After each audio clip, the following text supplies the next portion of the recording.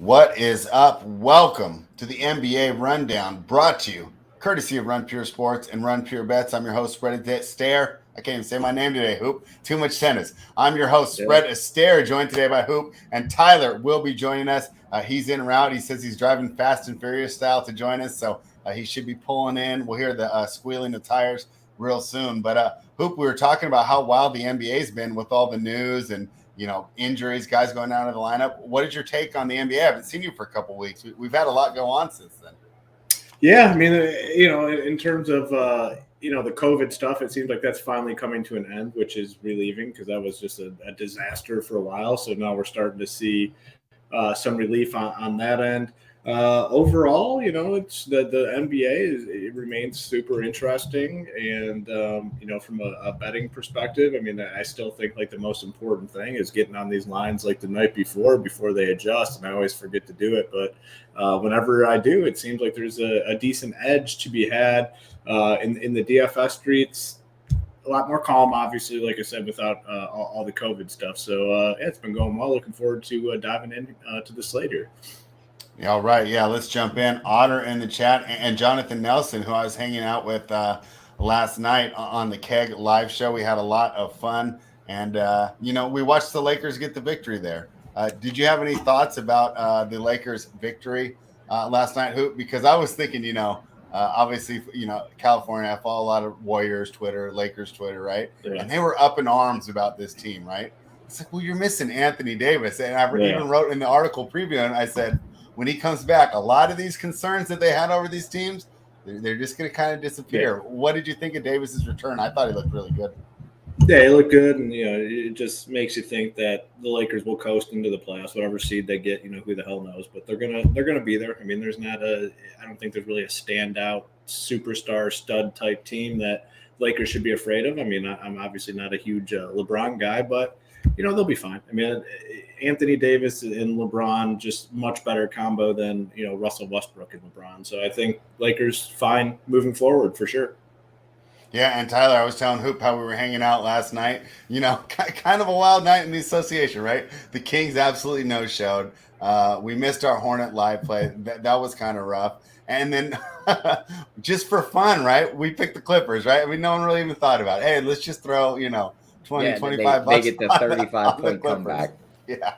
So, hey, I mean, if there's any night that encapsulated a handicap in the NBA, it felt like it was last night. Jonathan Nelson says he does have to see some consistency before he believes in the Lakers. Well, I think you're going to see it here real soon. He's fixing a lot of those defensive issues. Let's jump on to another Los Angeles team.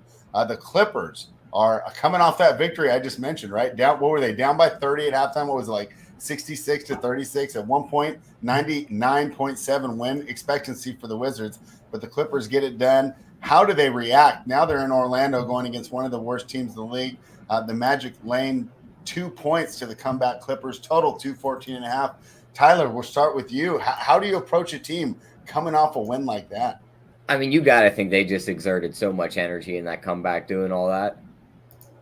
I'm not going to make this like a target game today because we have 10 games. Mm-hmm. But if pinning me down, give me Orlando. I just think the Clippers got tired legs after all that fighting to claw back into that game yesterday. Maybe they give you a good first quarter or first half, but I think Orlando is just going to take over and win this game. All right. Tyler's concerned about fatigue there with the fighting Clippers. Hoops, what are your thoughts? Yeah, never a comfortable feeling to be on the Orlando Magic, especially when they're favored in a game. Yeah. But I kind of agree. Like, if I'm going to go anywhere in this game, it's definitely going to be with the Magic minus the 2. I think Tyler put it best. It's not like a priority game, not the first thing I'm betting today. But I feel okay about Orlando in this spot. Fantasy-wise, we have some options. Cole Anthony, good price tag, 6.7K. I think I actually like Franz Wagner even more, 5.2K. 38 minutes in the last 2 games, 34 prior to that. You're getting a lot of minutes, decent amount of shots, and he's kind of capable of contributing across the board. Fair price tag at 5.2. So Wagner, I think, is a really good DFS option. And then on the Clipper side, just a team I really haven't been playing all that much. It's worked out quite well. Now they're on a back-to-back. It's even easier to avoid. Last night, you could consider some guys with Marcus Morris out, but he'll be back tonight, so it kind of takes away from everyone else. And they actually do have a lot of bodies here. So Clippers are a great fade for DFS. Cole Anthony, Wagner, the two guys I'm looking at for the Magic, though.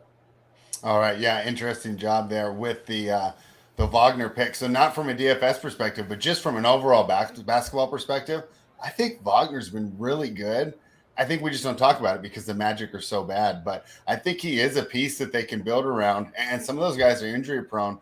The way he plays, I think he's going to be healthy. I think he's going to end up being a really good piece.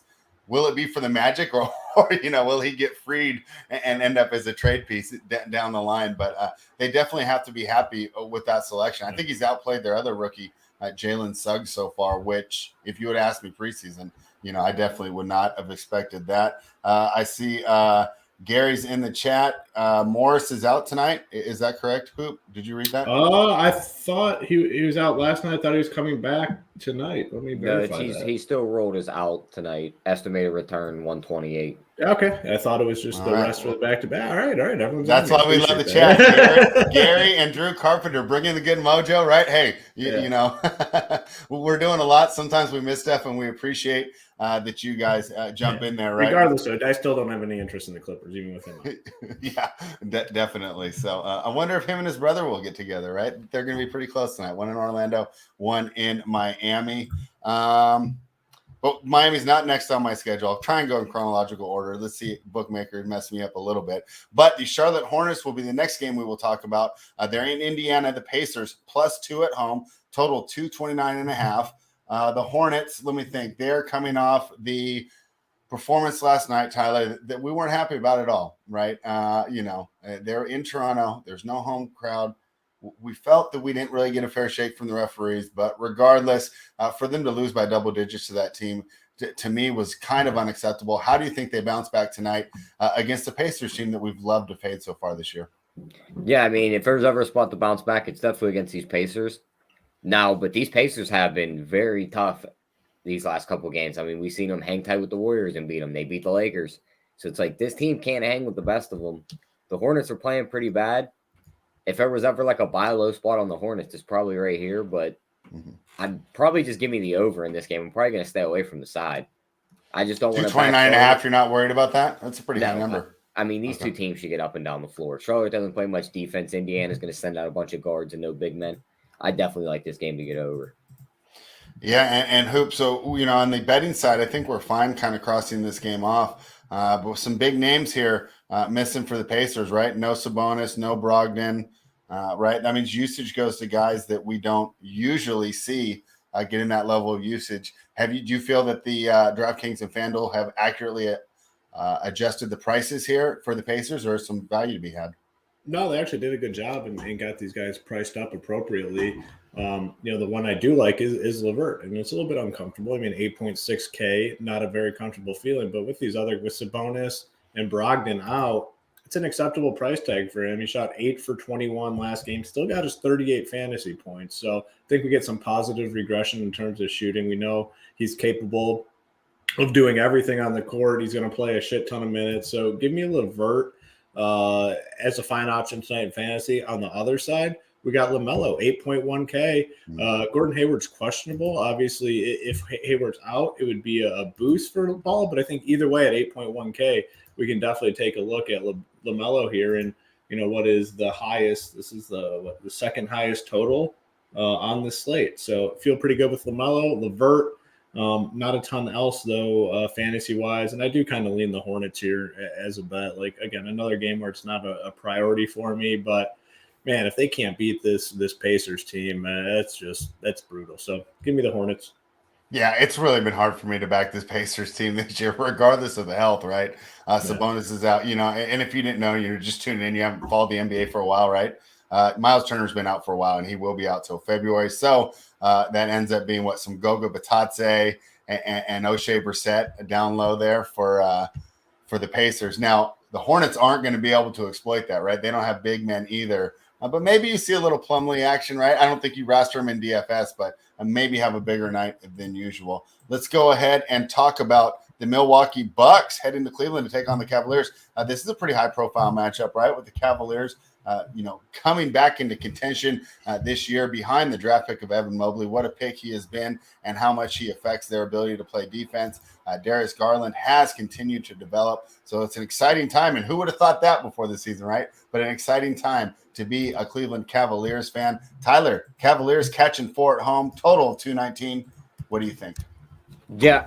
I mean, looking at this one, give me Milwaukee here at this short number. If Giannis is going to be in, because I think we're going to see no Jared Allen again tonight with this illness.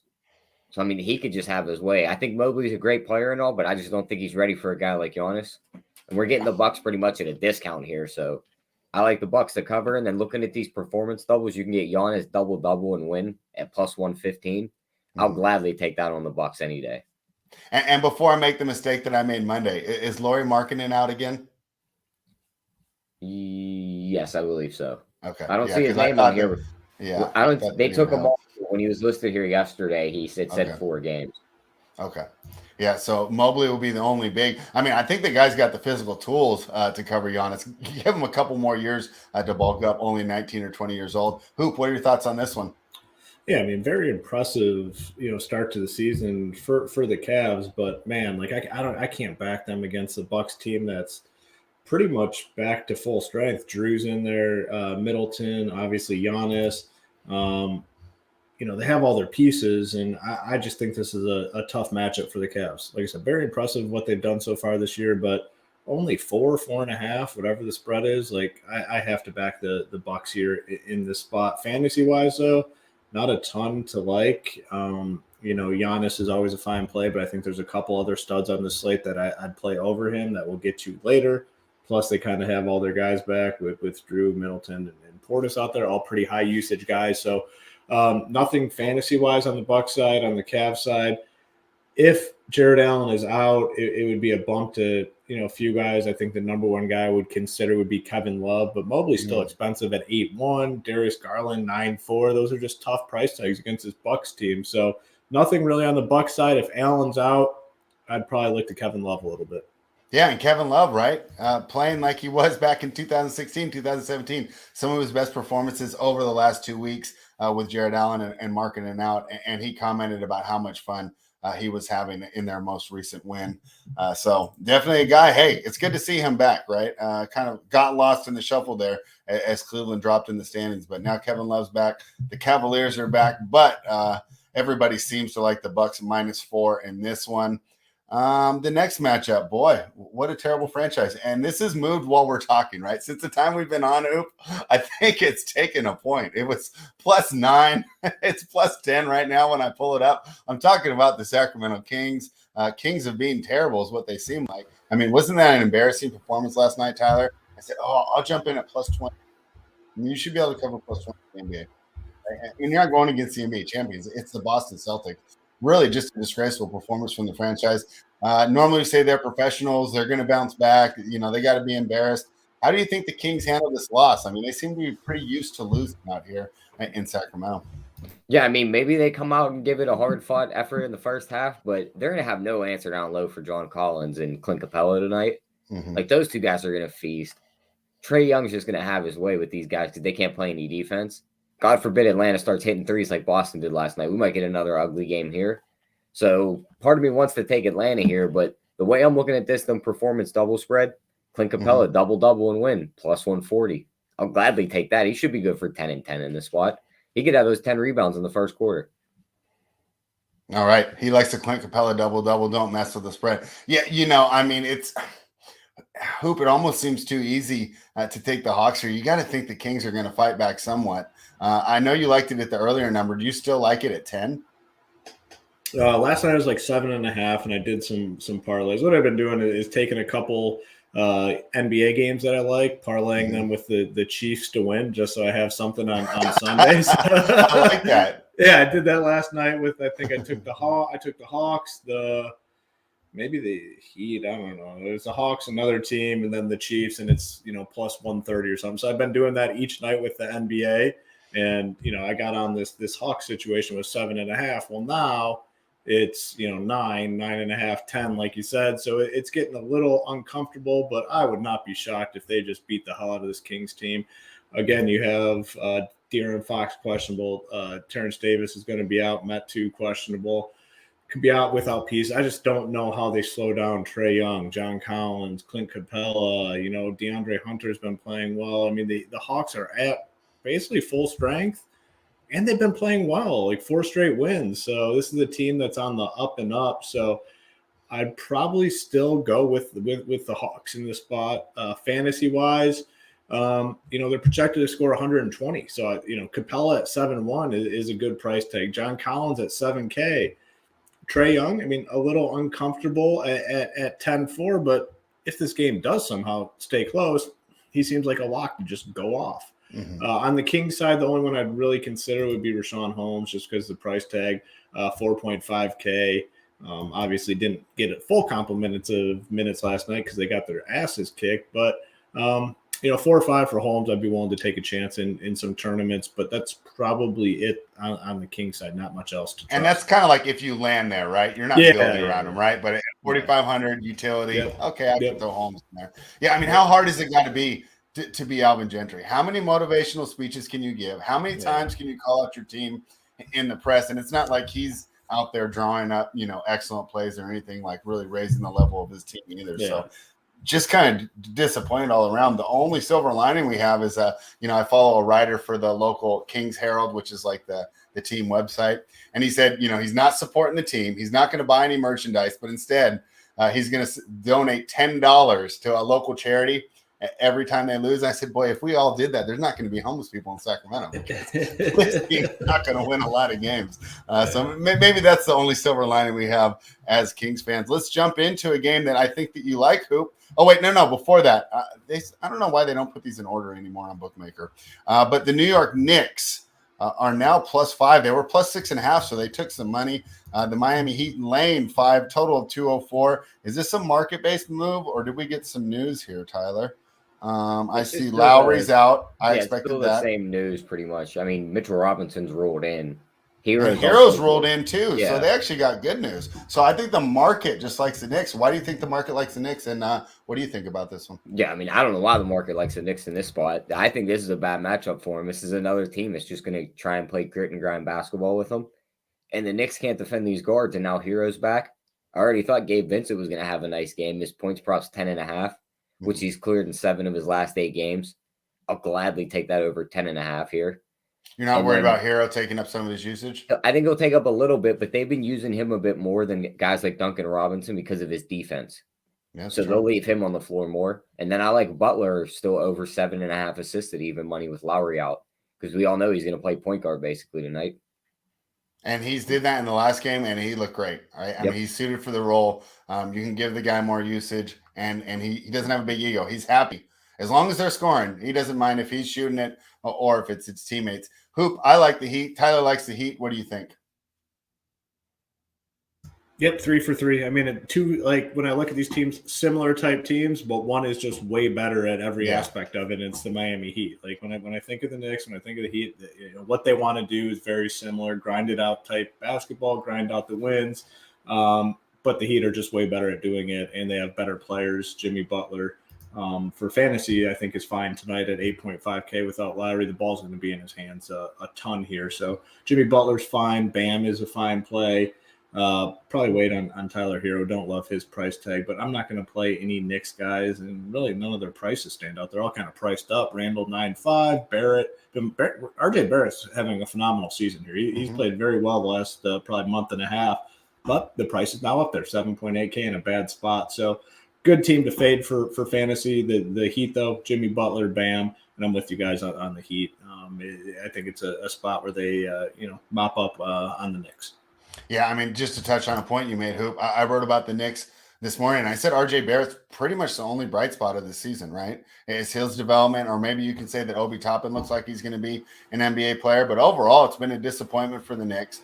They tried to add some offense. They went away from their identity, so now they're going to be this, defense first team, and they're going against a team that's just better at them than playing defense, right? Yeah. And if they're both playing great defense, the Heat still have more half-court options to get it done. Not to mention the Heat do have the East best record at home at 16-4.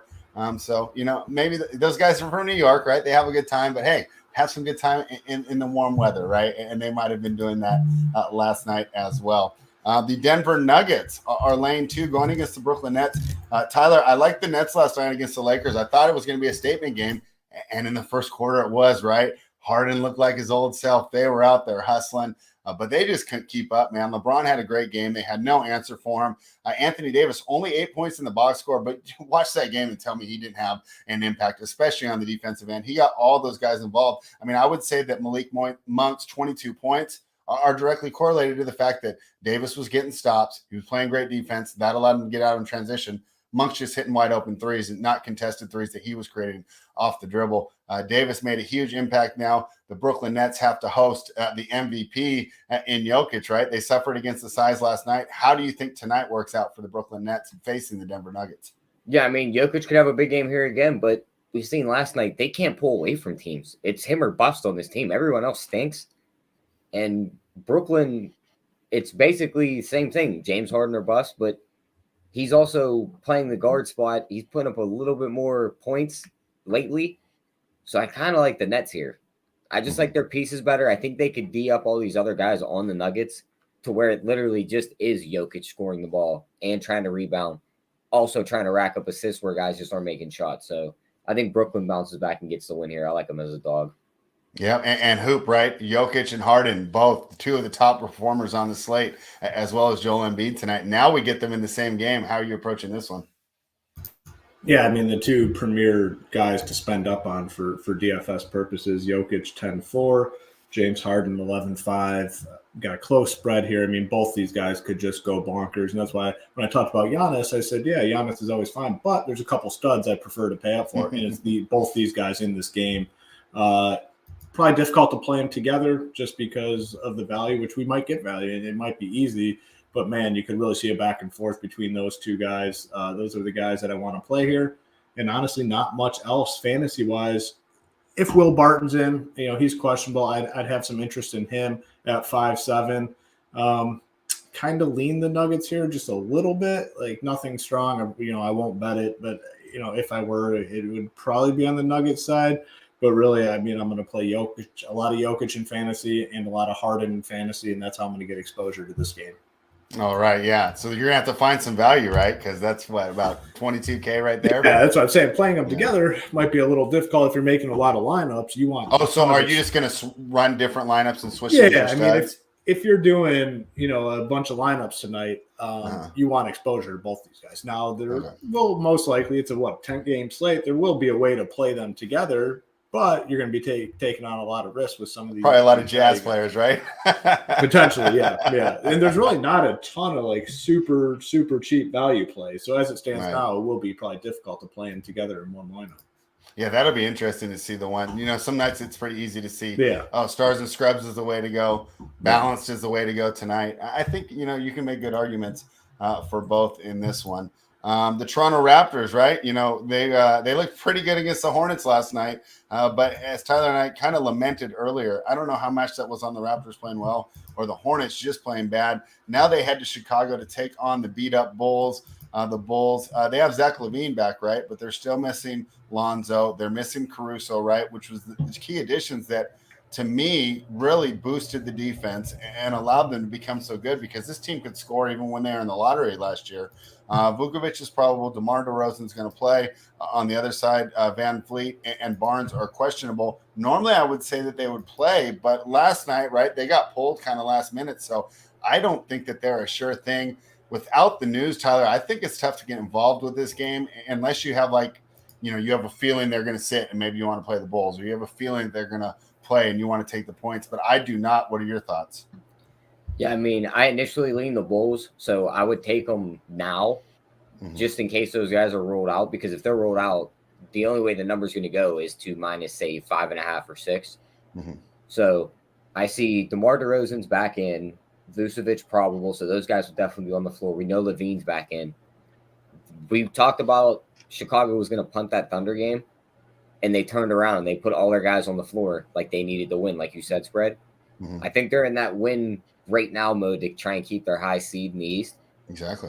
Give me them here at this short number of 4.5. I can see Levine having a big game here. Yeah, Hoop. Tyler makes a great point. Chicago in first place in the East for most of the season. And it's DeRozan versus Toronto. Like, there's your narrative right there. Oh, I forgot, man. We should brought man going on for a guest appearance to break that down. Hoop, what are your thoughts? Yeah, I agree. I like the Bulls here, and you don't have to go bonkers or bet a ton. I mean, but there's a chance that this could work in your favor a little bit if Van Fleet and Scotty Barnes are ruled out. It was kind of late rule outs yesterday, so there's obviously something going on. So I like the Bulls here, and if those guys are both ruled out, what do you think? Goes to maybe 6 or something, like 5, 6 or 7. I think they're each worth 1.5.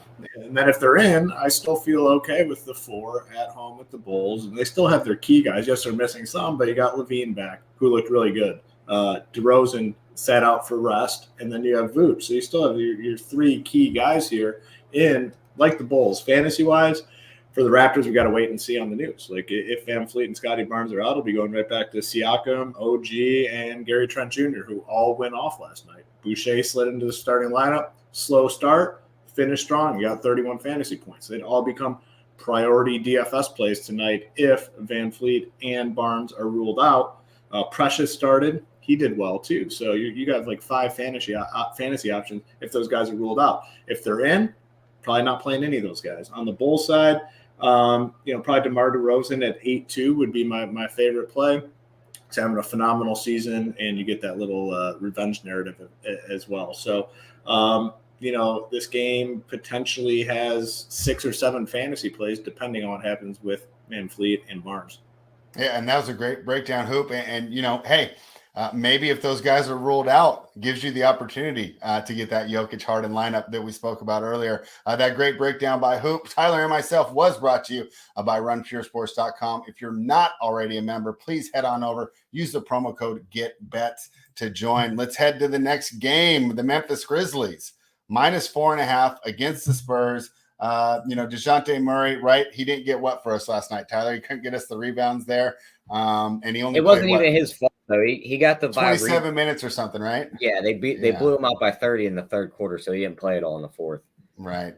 So the Spurs are rested, right? While we're lamenting we lost our bet, the important part for tonight is the Spurs are rested, but they're facing a team that has been excellent this season. Memphis, I think, missing like 3 of their top 5 scorers, though. They got Kyle Anderson, Desmond Baines out.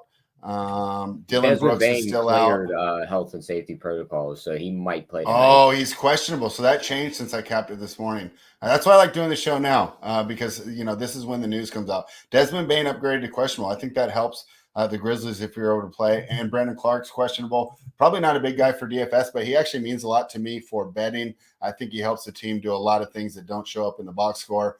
Tyler, I love the Grizzlies. I almost made this bet, but the fact that they were so run down kind of bothered me. I haven't gotten involved yet. What do you think?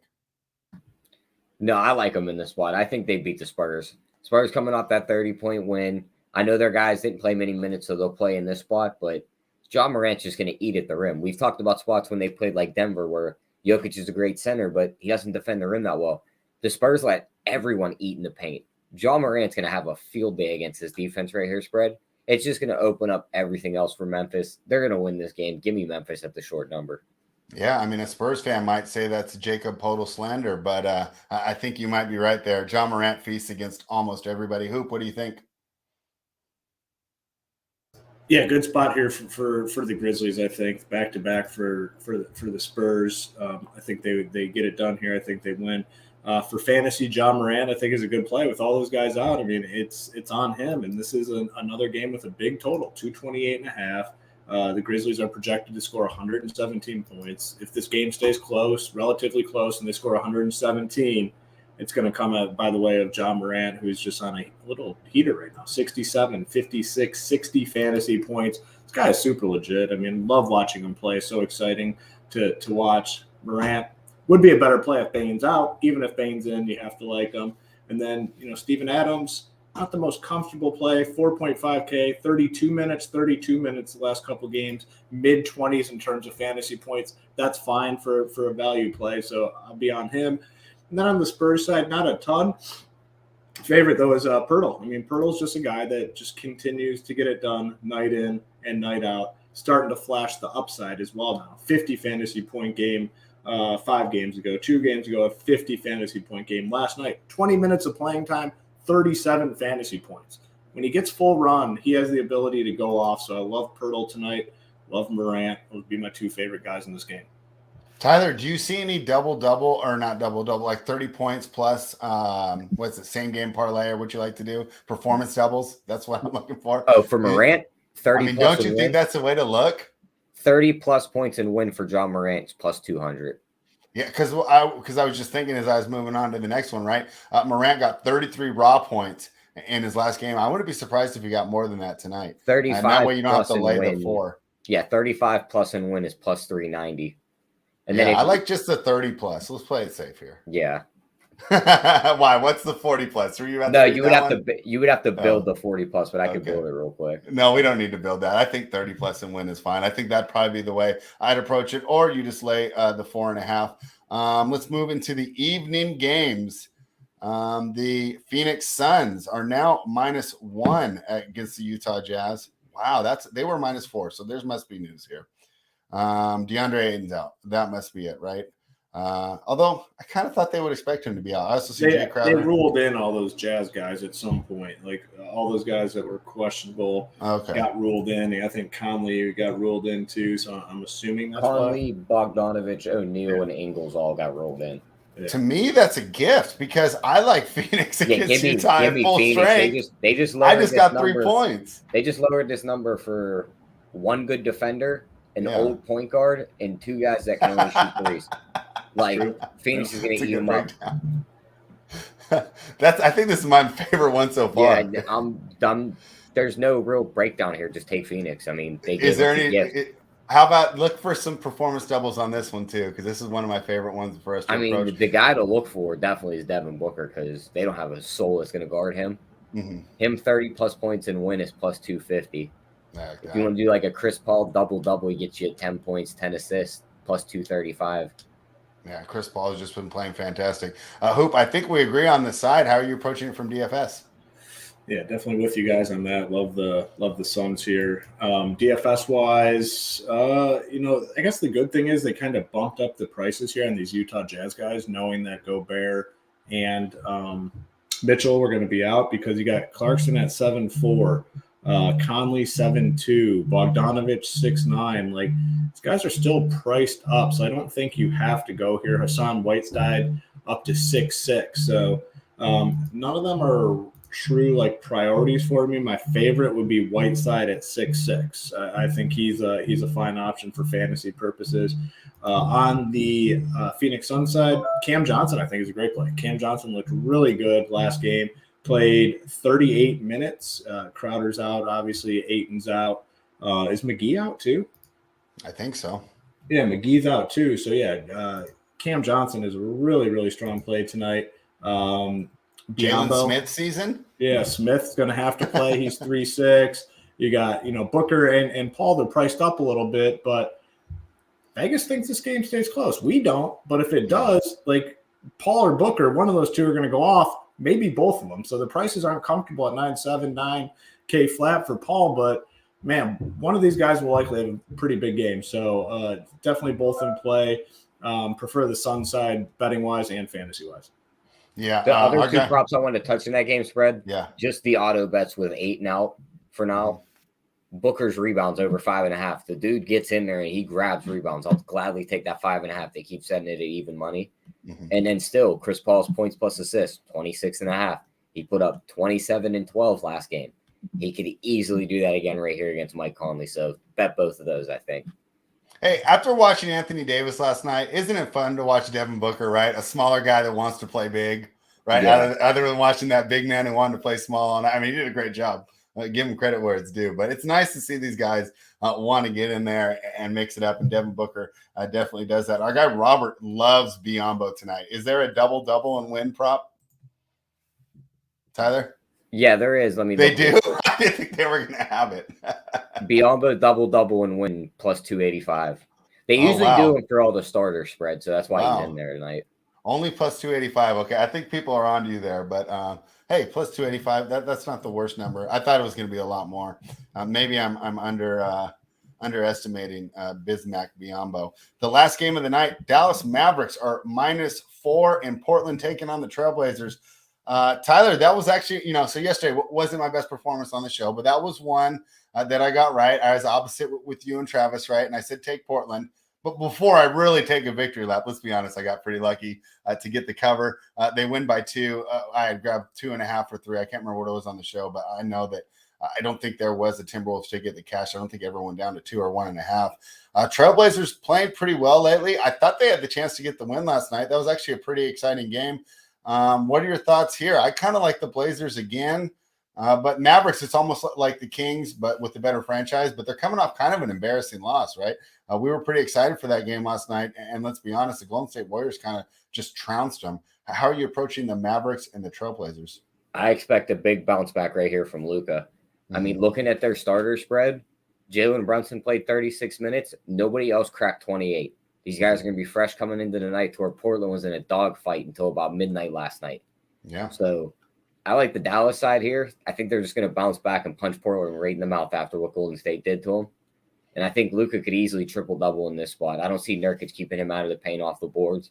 And he's just going to dish the ball out to all these guys. And he should be good for like 25 points. So I like the Luka triple-double here, and I like him to win the game. All right. Well, Tyler likes the Mavericks. I'm going to be popular in Oregon, picking the Trailblazers when everyone's doubting them. Break the tie. Who do you like in this game? Yeah, I gotta go with Tyler. I mean, we're both Mavs haters. All right, I can say that we're both Mavs haters, but this is where I draw the line. I'm going to Mavs here, bouncing back against Portland. Portland is getting a little healthier. Actually, someone just got ruled out when we were on this. Was it not that it matters, but I think it was Covington's out, Little out. Yeah, so they're missing some questionable. Yeah, they're missing some rotation guys and whatnot. So.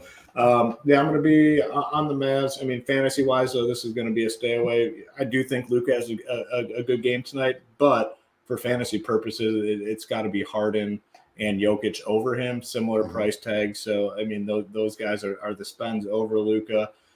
Typically don't play any other Dallas guys. I mean, there's just so much inconsistency in their rotations and, not typically many good performances. And then on the Trailblazer side, starting to get their guys back. Not much to like here. So just the Mavs -4 for me. Well, let me throw one out there. So let's say we go the balance build, right? Or we just only go one of the stars. I think you have to consider Nurkic with the way he's been playing, right? Doesn't it seem like it's going to be an excellent matchup going against Porzingis and the rest of the Dallas bigs who really aren't that big? Yeah, I mean, he should have his way. I mean, I guess the one problem is the 7-7 price tag. I mean, you can definitely make it work if you do. I mean, he's fine. I mean, I don't know if I'll go there. If I was going to play anyone from this game, it would be him. So, that's one thing I will say, but not going to be like a priority or anything for me. Okay. Yeah. Well, maybe it's like who was that earlier? If you landed on him, right, you're not too upset. Although landing at 7.7, you have a lot more options than landing on 4.1K. All right. That was a pretty good breakdown there, Hoop. We got through all the games. I don't know, Tyler, if we found any crazy parlays. Let's do the best bets and then see if you got a nice long shot for the people. Start with you, Tyler. What's your best bet for the day? Yeah, my favorite prop's going to be that Jimmy Butler over 7.5 assists. Mm-hmm. And as for the side, I mean, I think we're all going to be rating lockstep on this. Give me Phoenix minus that 1.5. Yeah, that's my favorite, but I knew it wasn't going to be here by the time I selected. So I've got one in reserve. Hoop, what's your best bet of the day? I definitely like the Phoenix. I mean, I think we all are appealing to the Phoenix Suns tonight, and hopefully they get it done for us. I'll go with the Hawks. I mean, I liked it better at 7.5. It keeps going up, but man, they should have their way in this matchup. They're going to win. It's just a matter of by how many, and I think it could be a big number. So the 9, creeping up to 10 is not super comfortable, but I think there's a good chance they just beat the shit out of this Kings team. And you got, Darren Fox potentially out too. So give me the Hawks tonight to cover the relatively big number. All right. Looks like tonight I'll be kicking it with my cats. No dogs here because I'm going to take the Milwaukee Bucks -4. I thought you guys brought up some great points. And I love Evan Mobley. I think he's a great defender, right? But Giannis is just one of those guys. I mean, we got to give him credit. He's just gotten better every year. He's obviously working on his game, and every year he comes in with something new, and we're seeing it last year and this year, right? Last year he added the post game. I felt his ability to post up last season was the reason they won the championship. Now he's even more like in his bag, as the kids would say, down low, and against a guy like Mobley, as good as he is, I think he's going to be in for a little bit of trouble tonight. And then you just look at the rest of the team. When they have Holiday and Middleton out there, this team is just one of the best defensive teams in the league, even for great scorers such as Darius Garland and Evan Mobley. So I'm going to take the Milwaukee Bucks -4. Tyler, were you able to are we going to go for the home run? Do you have one? Of course we're going to take a swing at it, spread. Let's hear it. What do we got? It's only 24-1 this time, so we knocked the odds down. Only 24-1. We're going to go Booker 30+ points and Phoenix wins that game. Mm-hmm. DeMar DeRozan 25+ points. Chicago beats Toronto, and Clint Capella gets a double-double and Atlanta wins that game. And then if you want a little more, add in that Morant one, because that was my favorite of the player performance doubles. Or you could add in the Giannis double-double and Milwaukee wins, because then adds your best bet in there. All right. Sounds good. All right, Hoop. Hey, pretty efficient today. We got in, gave the people their information. I was tripping over my words at the beginning, but we ended up having a great show. People love to see your content. We always have a bunch of viewers when you're on. So, of course, let them know where they can find your content and Run Pure Sports this week. Oh, you're muted. We were doing so good. Man, you were talking about your recovery from the beginning. Yeah. Everything's trending in the right direction, and I just started talking on mute. Yeah, so we got the Hardwood Show every day, 4:45 Eastern, covering the NBA slate. All our content on the website typically goes up an hour or two before lock core plays, cash chart, AP's heat map. We have the Up to Lock show. I believe it's like 6:15 Eastern time, depending on the start time of the slate with JSU, Big T, Holden. So, yeah, all the content. The NBA team has been on fire over there. I mean, just absolutely crushing. So a lot of fun. So, come check it all out. And I think it's already kicked off, right? But golf, right? Back in the streets, right? Yeah, the PGA stuff has been, pretty incredible so far to start. So, hoping this week treats us just as well as the first couple this year. Yeah, excellent. And just to drop a quick plug for myself, because, the golf started a day early. So normally they would have a golf show tonight, but JJ and I figured because of this, we would take advantage, and we're going to go live on this channel, on this YouTube channel at 7:30 Eastern, and we're going to discuss our best bets for the Australian Open the rest of the way. We have the semifinals on both sides. The women will play tonight. The men will play tomorrow. We're going to look at the individual matches and then maybe like an outright, right? Just try and guess who wins the next two. So definitely make sure you are subscribed. You'll be notified when we go live. I'm looking forward to that. Tyler and I, of course, will be back with the rundown tomorrow featuring JSU. And, hey, you might want to tune in because sometimes on these two-day slates, there's no hardwood and there's no final countdown. So if you want to get JSU's thoughts, you will need to be here at 3:30 Eastern. Thank you, everybody, for joining us. We will be back soon